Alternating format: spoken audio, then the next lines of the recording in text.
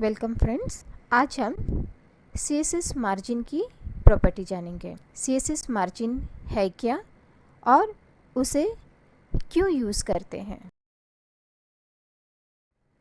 CSS margin property हम हमारे element, content, images, heading, title जो भी हमें अपने वेब ब्राउज़र पर हम तैयार करते हैं, जो लुक आता है, तो उसके लिए जो हम कंटेंट लिख रहे हैं उस कंटेंट के चारों तरफ कितना स्पेस हो, एक हेडिंग और एक टाइटल के बीच में कितना स्पेस हो, वो है CSS मार्जिन प्रॉपर्टी।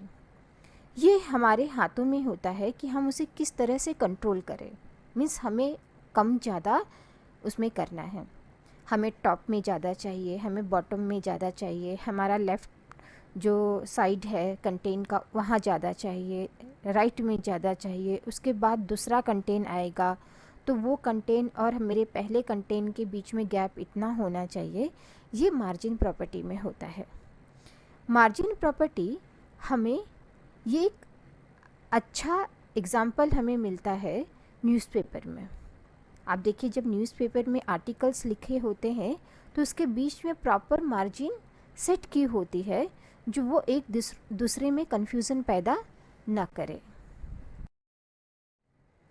हम जब मार्जिन प्रॉपर्टी सेट करते हैं, जब हम अपनी कोडिंग करते हैं, तो जो हमारी जो वैल्यू है उसकी वो ऑटो भी होती है, या तो हम उसकी लेंथ को मेंशन कर सकते हैं, कितने पिक्सल चाहिए या कितने पॉइंट में चाहिए या कितना सेंटीमीटर में चाहिए, या फिर हम उसे परसेंटेज वाइज भी स्पेसिफाई कर सकते हैं। हम उसका विड्थ बता सकते हैं। इस तरह से हम अपने एलिमेंट के चारों तरफ ही एक मार्जिन तैयार करते हैं। मार्जिन जो हमारे कंटेंट के बाहर स्पेस होती है, उसको लिखने का जो तरीका है वो जब हम लिखते हैं सिंटेक्स में, वो होता है मार्जिन टॉप 20 पिक्सल या 20%, मार्जिन राइट 50 पिक्सल या 50%, मार्जिन बॉटम 70 पिक्सल या 70%, मार्जिन लेफ़्ट 100 पिक्सल और 10%, या तो हम साथ में भी लिख सकते हैं। मार्जिन जो चारों के चारों हम सेट कर रहे हैं, तो चारों की वैल्यू हम स्पेस करके लिख दें, चाहे वो पिक्सल में हो, चाहे वो पॉइंट में हो, चाहे वो परसेंटेज में हो। तो इस तरह से हम इसका सिंटेक्स लिखते हैं। तो हम अब प्रैक्टिकल कर कर देखते हैं। प्रैक्टिकल में हमें ज़्यादा अच्छी तरह से समझ में आएगा कि मार्जिन कहाँ है, कहाँ सेट होती है, कैसे लिखी जाती है, और वो डेस्कटॉप पे कहाँ हमें पता चलेगा कि मार्जिन यहाँ सेट की हुई है। ओके फ्रेंड्स, तो हम प्रैक्टिकल करते हैं। ओके फ्रेंड्स, तो हम CSS मार्जिन के लिए कोडिंग लिखने के लिए रेडी हैं। हमने पेज को ऑलरेडी सेव कर लिया है CSS मार्जिन के नाम से। अब हम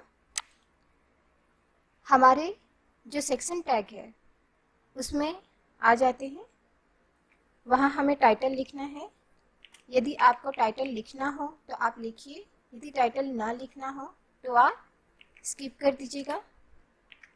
मैं सिर्फ ऐसे ही इसमें आपको लिखना हो टाइटल CSS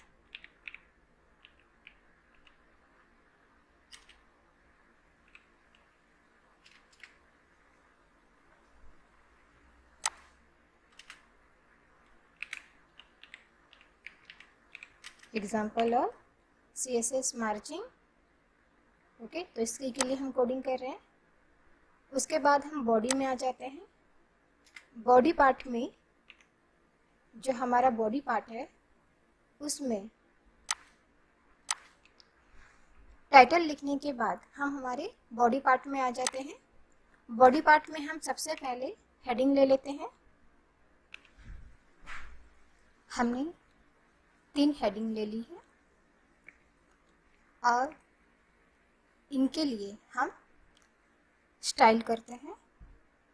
तो जब हमने इससे पहले वीडियो बनाया है, आपने इससे पहले जो भी एग्जाम्पल देखे हैं, वहाँ पर हमने स्टाइल ऐड करने के लिए या तो बॉडी टैग या हेडिंग टैग, हमें उस हिसाब से स्टाइल ऐड करने के लिए वहाँ पे बताया गया। तो मैंने आपको पहले भी बताया था कि CSS में 3 तरह की स्टाइल होती है।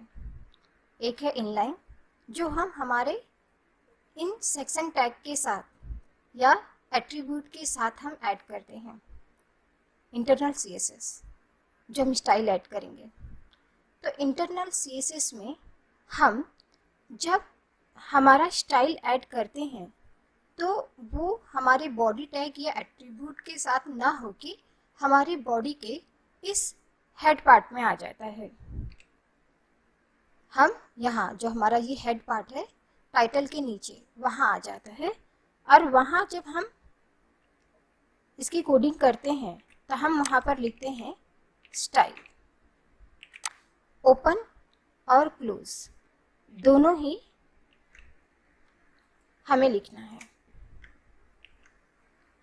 बाकी जो है हमारी जो भी स्टाइल होगी, चाहे वो हमारा हेडिंग के लिए हो, चाहे वो हमारे पैराग्राफ के लिए हो, चाहे हम इसमें इमेज ऐड करते हैं तो इमेज के लिए हो, वो सब के लिए हम जो स्टाइल होगा वो यहाँ ऐड करेंगे।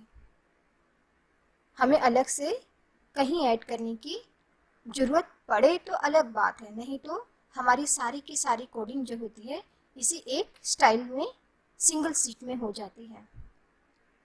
आप एक्सटर्नल CSS जब बनाते हैं तब क्या होता है, हम एक अलग से फाइल बनाते हैं, स्टाइल सीट बनाते हैं, और इसको यहाँ पर हम लिंक करते हैं, स्टाइल सीट को यहाँ पर लिंक करते हैं। तो हम यहाँ पर अभी जो है इसके लिए जो हमने हेडिंग लिखी है उसके लिए कुछ कोडिंग करके देखते हैं, कुछ एट्रीब्यूट यूज़ करके देखते हैं, कलर के लिए, मार्जिन के लिए। आज हमारा जो एग्जाम्पल है वो है मार्जिन। तो मार्जिन के साथ साथ हम थोड़े कलर भी यूज़ कर लेंगे तो हमें पता चलेगा। ओके, तो मैंने सबसे पहले हमारा जो बॉडी पार्ट है उसमें मैंने बैकग्राउंड कलर ऐड किया है। तो उसके लिए मैंने बॉडी, मुझे दोनों ही तरफ ब्रेसेस या करली ब्रैकेट लगाना है। जो भी हम स्टाइल लिख रहे हैं जिसके भी लिए, जैसे अभी मैंने बॉडी के लिए लिखा तो मैंने यहाँ लिखा बॉडी, फिर मेरा करली ब्रैकेट में मैंने अपना जो प्रॉपर्टी है, चाहे वो कलर के लिए है, चाहे वो मार्जिन के लिए है, चाहे वो फॉन्ट स्टाइल के लिए है, चाहे वो फॉन्ट फैमिली के लिए है, वो मैं लिखूँगी। और उसके बाद सेमी कॉलन लगाऊंगी लास्ट में, और इसके बाद जो भी कोई ऐड करना होगा और भी तो मैं उसके नीचे आऊँगी। लास्ट में मुझे सेमी कॉलन जरूर लगाना है। तो ये दो चीज़ें याद रखिए, करली ब्रैकेट और सेमी कॉलन। अब इसके बाद हम हेडिंग 1 के लिए हमारा टैग लिख लेते हैं स्टाइल के अंदर ही। तो उसके लिए आएगा हमारा H1, फिर से करली ब्रैकेट,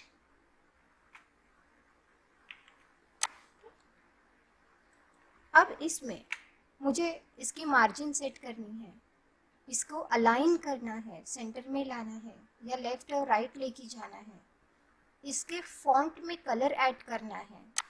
अब ये ब्लैक है तो ये दूसरा कलर दिखाई दे, तो उसके लिए मुझे अब इसकी कोडिंग करनी है। ओके, तो मैंने H1 हेडिंग 1 जो फर्स्ट रो है मेरी बॉडी पार्ट में मैंने लिखा है, उसके लिए मैंने कोडिंग ली। मैंने मार्जिन सेट किया 0 0, यहाँ पर 80 पिक्सल 0। इसका मतलब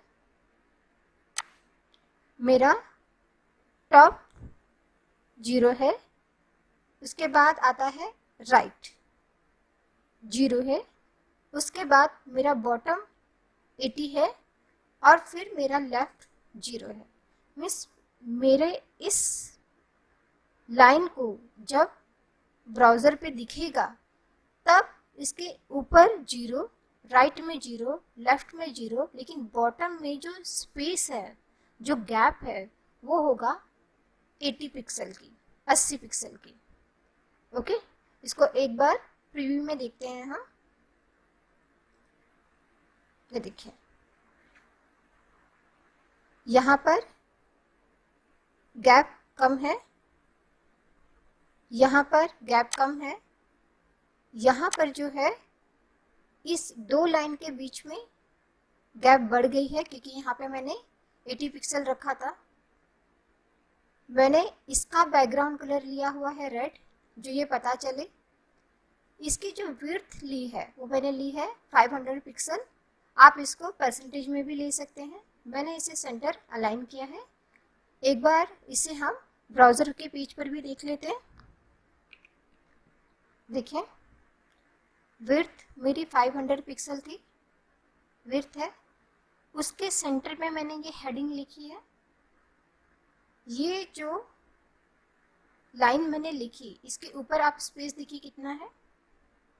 यहाँ देखिए, ये देखिए, यहाँ में अब सेकंड जो है और मुझे इसमें ऐड करना है तो मैं इसके आगे भी लिख सकती हूँ।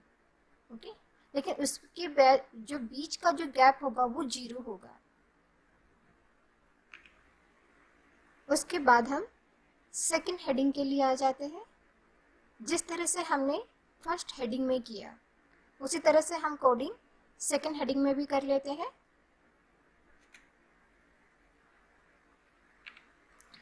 मैंने सेकंड हेडिंग के लिए जो मार्जिन सेट की है वो है, जो टॉप है वो 30 पिक्सल और उसके बाद मैंने राइट, बॉटम और लेफ्ट वो तीनों 0 0 रखा है।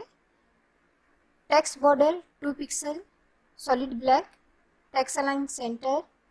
जो विड्थ है इसकी वो 300 पिक्सल और बैकग्राउंड कलर मैंने इसमें ऐड किया है येलो। तो इसको सेव कर लेते हैं, प्रीव्यू भी देख लेते हैं इसका। देखिए, अब 30, यहाँ ऊपर 30, हेडिंग 1 में जो था वो 80 था, इन दोनों के बीच 80। ओके, उसके बाद यहाँ नीचे 0 है, 0 0। इसी तरह हम थर्ड हेडिंग में भी इसके लिए स्टाइल ऐड कर लेते हैं। मैंने यहाँ पर अब जो मार्जिन छोड़ी है वो है 20 पिक्सल यहाँ टॉप में। उसके बाद आ जाएंगे राइट, उसके बाद आ जाएंगे बॉटम, बॉटम में भी 0 और लेफ्ट में 110 पिक्सल यहाँ पर बीच में। अलाइन हमारी जो हेडिंग ये बॉर्डर के अंदर है सेंटर और कलर मैंने दिया है बैकग्राउंड का इसका पिंक।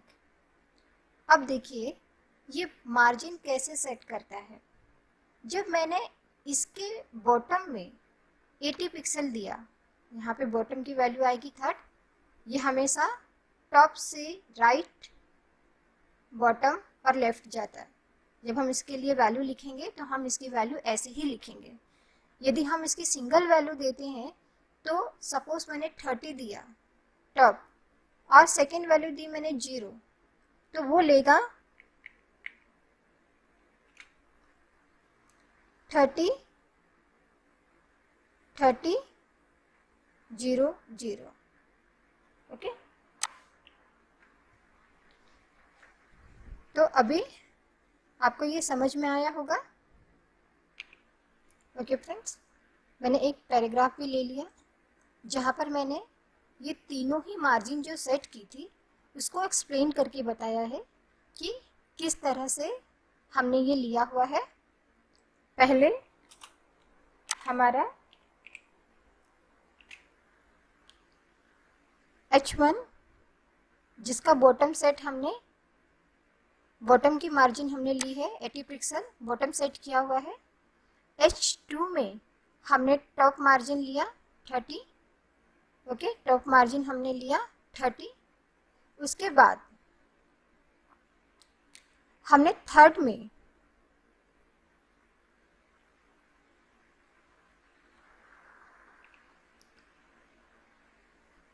टॉप में लिया, राइट में नहीं है, बॉटम में नहीं है, लेकिन लेफ्ट में हमने 110 का पिक्सल का बॉटम छोड़ दिया है।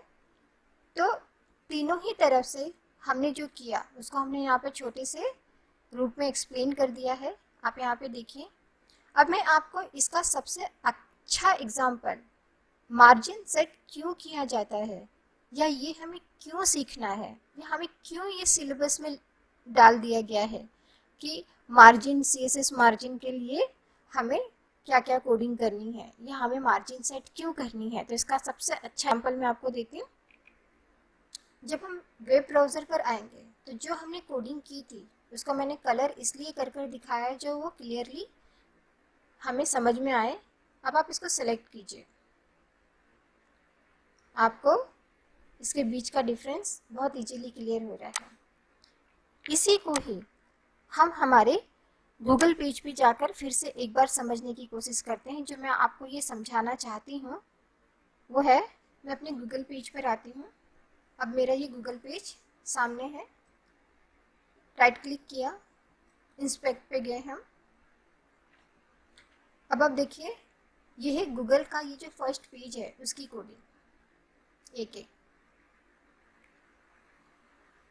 अब यहाँ पर जो है इसका पूरा का पूरा लेआउट जो है उसको किस तरह से बताया हुआ वो आप देखिए। अब हम जो कोडिंग कर रहे हैं वो है मार्जिन के लिए। मार्जिन जो है इमेज के साथ यहाँ पे जो मार्जिन ऐड की गई है वो। उसके बाद बॉर्डर, ऑलरेडी आपको बॉर्डर के बारे में पता है, आपने इसके पहले वीडियो में बॉर्डर के लिए जो भी स्टाइल्स है, कोडिंग है, वो आपने सीखी है। अलग अलग तरह बॉर्डर के अंदर हम कलर्स, हाइट, विड्थ, थिकनेस सब कुछ हम सीख चुके हैं। उसके बाद हम करेंगे पैडिंग। तो अभी आपको समझ में आया कि हम एक एक छोटी छोटी चीज़ क्यों समझ रहे हैं। आप जहाँ इसको क्लिक करेंगे वो वहाँ पर जाएगा।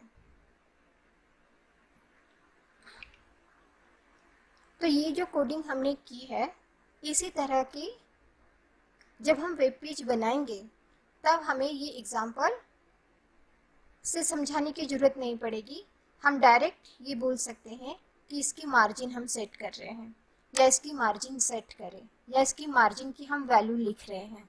तो आपको ये प्रॉब्लम नहीं होगी कि हम मार्जिन की वैल्यू क्यों लिख रहे हैं या कहाँ लिखना है या मार्जिन की वैल्यू किस तरह से लिखी जाती है। इसके लिए मैंने आपको गूगल पेज पर भी इसको बताया। आप इसे और भी अपनी तरह से कहीं और भी चेक कर सकते हैं। आप किसी इमेज पे भी जा कर के चेक कर सकते हैं कि वहाँ पे मार्जिन है, लेकिन वो मार्जिन दिखा नहीं हुआ है कि कितनी मार्जिन यहाँ पे छोड़ी हुई है या लेफ्ट में या राइट में। ओके, तो इसके लिए हम ये कोडिंग करते हैं। होप आपको ये बहुत अच्छी तरह से समझ में आया होगा। मैंने जिस तरह से आपको समझाया वो बहुत ही सरल भाषा है और सरल भाषा में समझाने का मेरा कारण यही है कि आपको ये चीज़ें अच्छी तरह से, इसकी बारीकियाँ अच्छी तरह से समझ में आए, जो हमें वेब पेज बनाने के समय पर काम तो आएगा ही, लेकिन जब हम आगे बढ़ेंगे सिर्फ बेसिक तक तो नहीं रुकना है। जब आपको बेसिक आ जाएगा तो आप खुद ही अपना वेब पेज डेवलप करेंगे। हो सकता है आप कहीं पर जाकर इसके लिए जॉब करें, आपको वहाँ पे वो प्रोजेक्ट दे, आप उस प्रोजेक्ट को अच्छी तरह से कर पाएंगे जब आपके पास एक छोटी छोटी सी नॉलेज है, आपके पास बेसिक नॉलेज है। तो आज जो हमने किया वो इंटरनल CSS का पार्ट था। हमने सिंगल पेज में ही हमारा इंटरनल CSS की कोडिंग की है, ओके, जो स्टाइल के अंदर है। और हमारा जो बॉडी पार्ट जो है उसमें हमने कुछ नहीं किया हुआ है, वो बिल्कुल सिंपल है जैसे हमने फर्स्ट टाइम किया था। फर्स्ट जो हमारा इंट्रोडक्शन सेशन था तो उसमें बताया था ये हेडिंग है, ये पैराग्राफ है। अब सारी की सारी कोडिंग हमारी एक जगह पर आ गई। यहाँ जो भी हम चेंजेस करना चाहें हम कर सकते हैं। सिंगल पेज में सिंगल वेब पेज बनाने के लिए ये सबसे अच्छा एक एग्जाम्पल होता है। ओके फ्रेंड्स, होप आपको ये वीडियो अच्छी तरह से समझ में आया होगा। हम मार्जिन कैसे सेट करते हैं, मिस मार्जिन में कैसे अलग अलग प्रॉपर्टीज़ ऐड करते हैं, और HTML पेज के अंदर मार्जिन की जगह कहाँ है। यदि आपको ये वीडियो पसंद आए तो प्लीज़ इसे लाइक कीजिए, सब्सक्राइब करिए और शेयर कीजिए।